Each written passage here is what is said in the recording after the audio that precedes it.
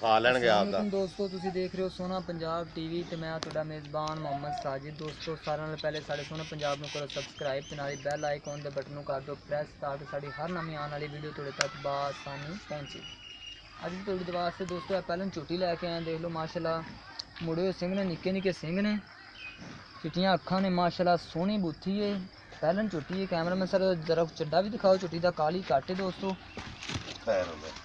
ਇਹ देख लो मुठ भर दे थन करेगी, सोहन ते किन्ना कुछ दिन लैंदी है, ये भी पूछ लैने आ।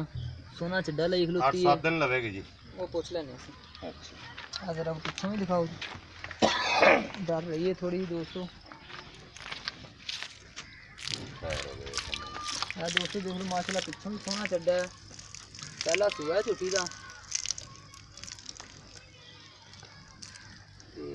जरा को कैमरा में सर पिछों होकर पूरी भी दिखाओ झोटी, वजूद को झोटी का दिखाओ पूरा।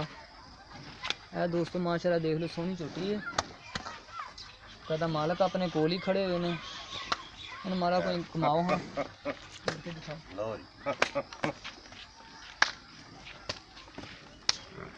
अच्छा चाची जी की नाम है जी ਤੁਹਾਡਾ? नाम बाबा रोशन जी। रोशन जी जी।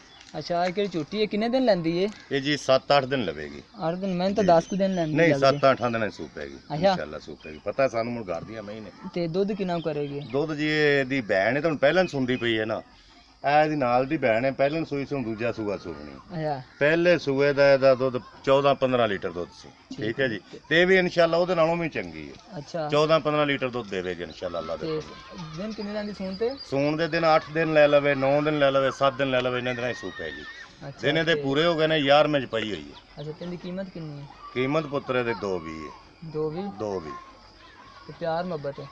ਪਿਆਰ ਮੁਹੱਬਤ ਤੁਸੀਂ ਨਾ ਦਿਆ ਜੇ, ਚਲੋ 10,000 ਰੁਪਇਆ। ਨਹੀਂ ਨਹੀਂ ਨਹੀਂ ਚਲੋ ਜੀ ਪੂਰੇ 2 ਦੀ ਲੈ ਜਾ ਜੇ, ਫੇਰ ਠੀਕ ਹੈ। ਅੱਛਾ ਹਾਂ तो 200 पूरा 2 लाख रुपए कीमत कह रहे हैं। छुट्टी देख लो, ਝੋਟੀ ਵੀ ਤਾਂ ਵੇਖੋ ਨਾ ਇਹਦੇ कैसे। ਪਿਆਰ ਮੁਹੱਬਤ ਨਹੀਂ ਹੋਣੀ। ਇਹਦੇ ਚ ਪਿਆਰ ਮੁਹੱਬਤ ਬੇਟਾ ਕੋਈ ਨਹੀਂ ਹੁੰਦਾ, ਫਿਰ ਐਵੇਂ ਲੈ ਜਾਓ ਫਿਰ 2 ਲੱਖ ਦੀ ਕਹਿ ਰਹੇ ਨੇ। ਇਹ ਵਾਲੀ ਝੋਟੀ 8-10 ਦਿਨ ਸੂਣ ਚ ਲੈਂਦੀ। ਅਗਰ ਜੇ ਕਿਸੇ ਮੇਰੇ ਦੋਸਤ ਭਾਈ ਨੂੰ ਪਸੰਦ ਆਵੇ ਤੇ ਸਾਡੇ ਨਾਲ ਰਾਬਤਾ ਕਰੇ। ਸਾਡਾ ਰਾਬਤਾ ਨੰਬਰ ਹੈਗਾ 0304 9613 234। ਸਾਡਾ ਰਾਬਤਾ ਨੰਬਰ ਹੈ।